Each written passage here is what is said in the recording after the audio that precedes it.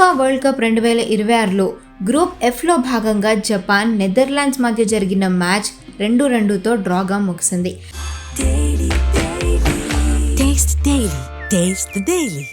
Match 51 నిమిషంలో Netherlands captain Virgil van డిగ్స్ powerful హెడర్తో ఖాతా తెరవగా జపాన్ ప్లేయర్ కిటో నకమురా వెంటనే గోల్తో బదులిచ్చాడు. ఆ తర్వాత నెదర్లాండ్స్ మళ్లీ ముందంజలోకి వెళ్లిన మ్యాచ్ ఆఖరి నిమిషంలో జపాన్ స్టార్ దైచి కమాడా డ్రామాటిక్ గోల్ కొట్టి మ్యాచ్ను సమం చేయడంతో స్టేడియం అంతా హోరెత్తిపోయింది.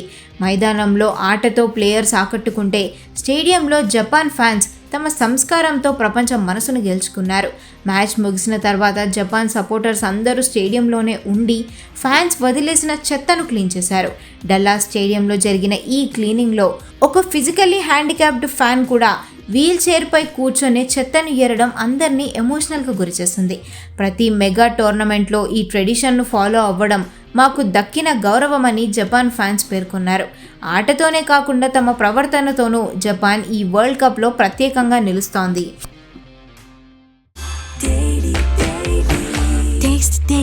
Taste the Daily.